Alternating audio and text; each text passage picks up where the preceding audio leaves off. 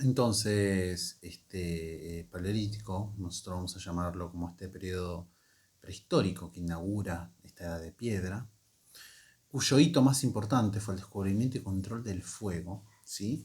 Y que tiene un periodo de duración extremadamente amplio, o sea, 1,5 millones de años aproximadamente, hasta el siglo III a.C., es decir, hacia aproximadamente 12.000 años antes de Cristo, ¿sí?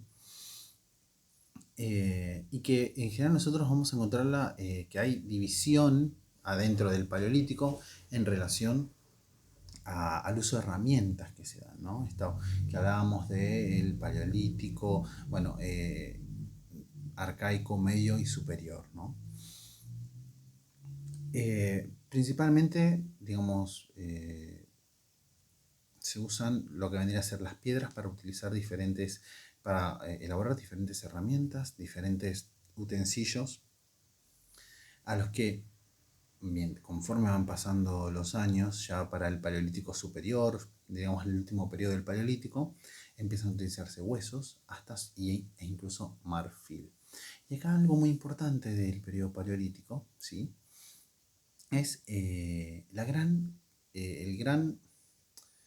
movilización de grupos humanos, ¿no? Que se inicia en África, interesantemente se inicia en África, se extiende luego hacia Europa y hacia Asia, y finalmente hacia el 9000 a.C. aproximadamente, es decir, hace 11.000 años, ¿sí? Ya finalizando el Paleolítico y casi, digamos, en la transición hacia el Neolítico, empiezan a desplazarse hacia América, ¿sí?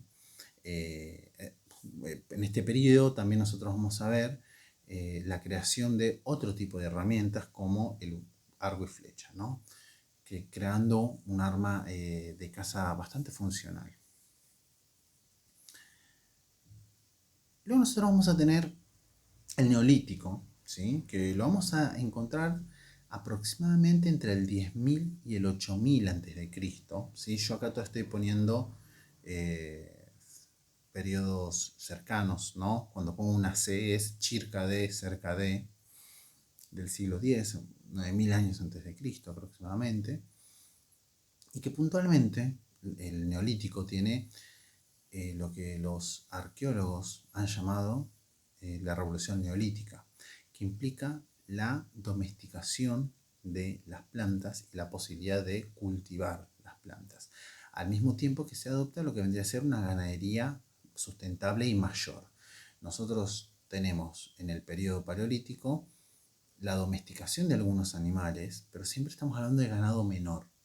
Y estamos hablando generalmente de pastoreo. Ya con la adopción de la agricultura, nosotros también pasamos a una ganadería sedentaria, ¿no? Que se empiezan a tener animales y se los alimenta en esos que empiezan a aparecer los poblados, los primeros poblados sedentarios.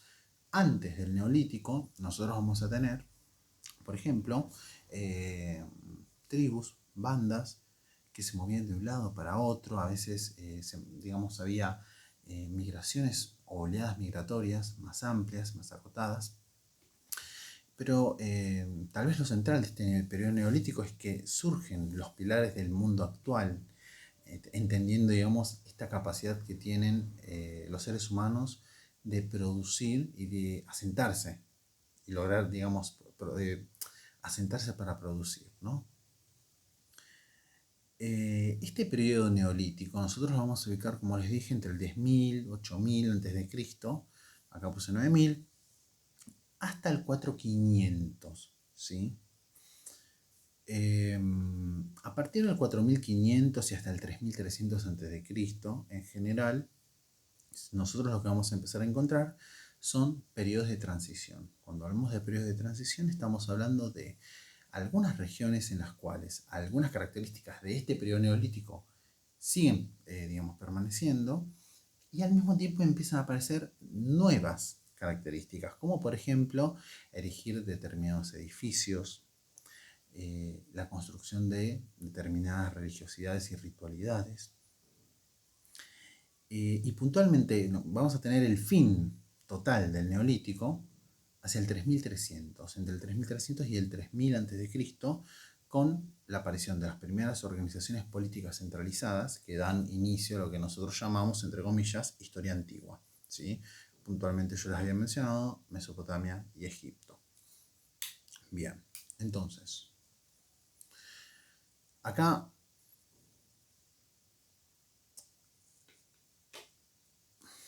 traté de poner un mapa, ¿sí? Para que veamos un poco cómo se dieron esas migraciones, ¿no? Entre los 170 y 130.000 años antes del presente, nosotros tenemos, que la tenemos en este rojo bien bordó, nosotros vamos a tener, las vamos a tener en África, ¿sí? Y a partir de ese núcleo nodal en África empiezan, perdón, a partir de este núcleo nodal en África, nosotros vamos a tener las migraciones que empiezan, bueno, primero a establecerse en la parte de Asia, de Europa.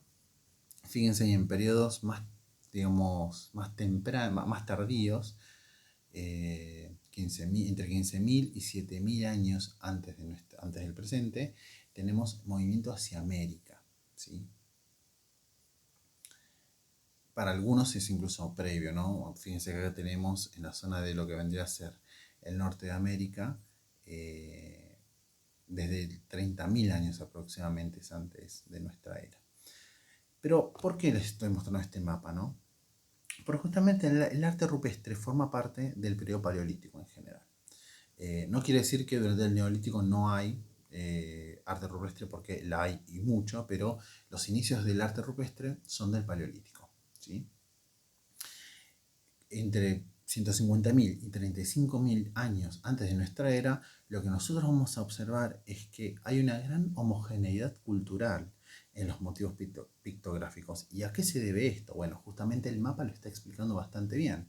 Nosotros tenemos que durante todo este periodo oleadas migratorias, es decir, que comparten una matriz cultural en común. Y luego, ¿sí? Luego de un asentamiento, vamos a empezar a tener particularidades locales y o regionales, hacia 25.000, 20.000 años antes de Cristo, ¿sí? Bueno, ¿qué vamos a encontrar en el arte rupestre? Bueno, encontramos motivos siempre muy variados. Por más que hay un periodo de homogeneidad, a partir del 20.000 empiezan a verse particularidades en cada región. Acá tenemos, por ejemplo, un arte rupestre en Namibia, donde podemos ver jirafas, gacelas, y un arte rupestre de Perú, en donde vemos estas especies de, bueno, estas figuras humanoides o humanas, muy probablemente con alguna función más de ritualidad o de ceremonial. Por ejemplo, en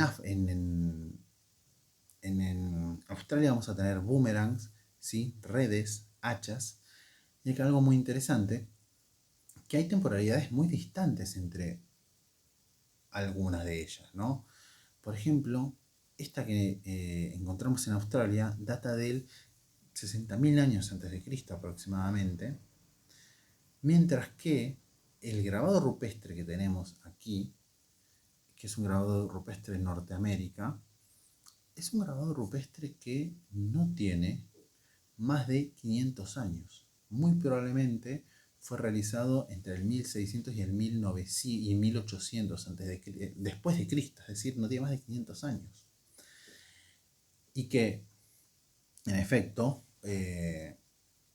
digamos, este arte, digamos, pervivió durante mucho tiempo. Y acá tenemos tal vez los ejemplos un poco más claros, ¿no? En Australia, donde tenemos también manos, fíjense cómo se van mixturando muchos de estos motivos, ¿no? Las manos, el zigzag, los objetos, todo esto, digamos, con cierta finalidad de comunicar, de hacer saber que hay algún tipo de poblado o de poblamiento en la región. Esta segunda imagen también me resulta muy interesante. Estos grabados rupestres que son de lo que vendría a ser Azerbaiyán, tienen aproximadamente 7.000 años, son del 5.000 a.C. Cómo distinguen lo que vendría a ser los cuerpos masculinos de los cuerpos femeninos, que muchas veces tienen que ver con, digamos, cierta ritualidad relacionada a la fertilidad. Y este último que tenemos acá es el que me resulta más interesante, porque nosotros tenemos un grabado rupestre que es de 1870 aproximadamente, es decir, cuando gran parte de los pueblos nativos norteamericanos habían tenido contacto con los colonos. Entonces, pintan a los propios colonos y construyen un cuento que va, digamos, que queda registrado en las paredes de el Gran Cañón, ¿sí? Entonces, aparte de que hay digamos, una distancia temporal muy grande entre una y en otra y motivos muy diferentes, también vamos a encontrar esta particularidad más regional, ¿no? Que tiene que ver mucho con la temporalidad a veces. Ahora bien, los arqueólogos también consideran, por ejemplo, que las esculturas son arte rupestre, ¿sí? Las más conocidas son los que nosotros vamos a llamar las figuras de Venus, ¿sí? Que tienen una función estrictamente relacionada a la sexualidad y la fertilidad. En algunos de los textos que nosotros tenemos señalan que justamente los tres tópicos dominantes del arte rupestre son la sexualidad por un lado, la alimentación en segunda instancia, y ahí es donde podemos ver, por ejemplo, la caza de animales, ¿sí? Y en tercera instancia la territorialidad. La territorialidad es más difícil de ver, se ve para muchos arqueólogos a partir de la elaboración de zigzags y el establecimiento de, digamos, algo que indique que hay gente en esa zona, ¿no? Como las manos. Pero tampoco queda tan claro, digamos, más allá de, por ejemplo, que estas esculturas tienen, digamos, una función ritual y aparte se repiten en gran parte de todo el mundo, sino que muchas veces consideran que el arte rupestre, por ejemplo, deja mensajes de grupo a grupo, como peligros en la zona, animales peligrosos, o que puede ser una zona de caza, si estamos hablando de grupos cazadores-recolectores que van migrando, que son nómades,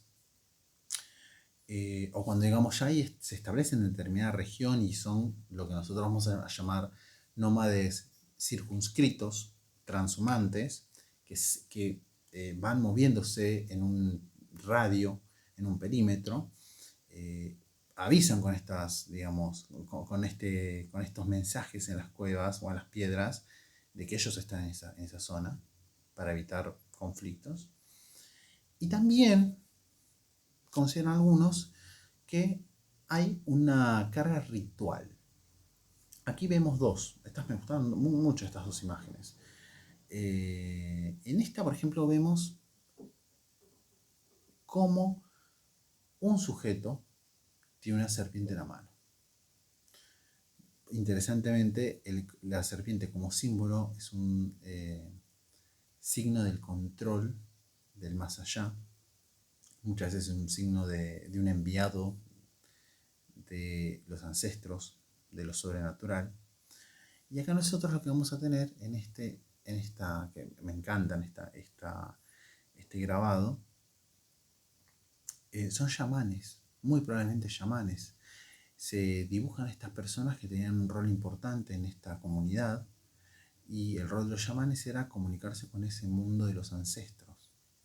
Entonces, este arte rupestre no solamente permite comunicar o permitiría comunicar a las personas de un lugar, de diferentes lugares, ¿no? y dejar mensajes y dejar señales, sino también que hablan de la cultura de esa época, hablan de las personas que eran importantes, hablan de las actividades que llevaban a cabo, ¿no?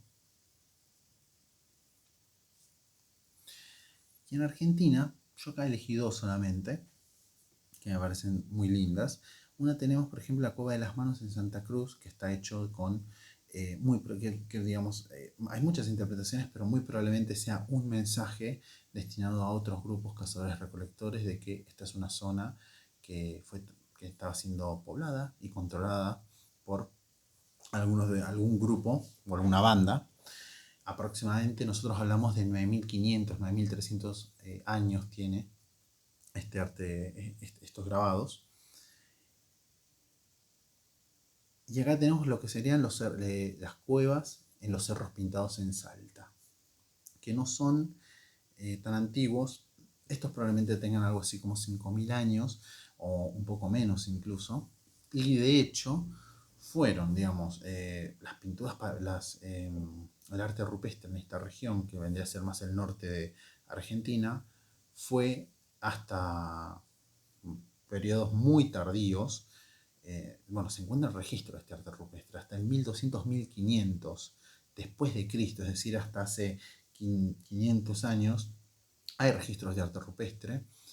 Pero ¿qué es lo que sucede? Toda la región del norte de Argentina fue controlada por los incas, que tenían otros patrones estilísticos y artísticos que ya no eran el grabado sobre las cuevas o sobre las piedras, sino que tenían como, digamos, gran finalidad la construcción monumental, es decir, la elaboración de edificios, de relieves, de grabados, en general para o glorificar al rey inca o glorificar a los dioses, ¿sí? Bueno, esto es todo por este momento. Voy a subir estos dos videitos y nos estamos hablando, ¿sí? Un saludo.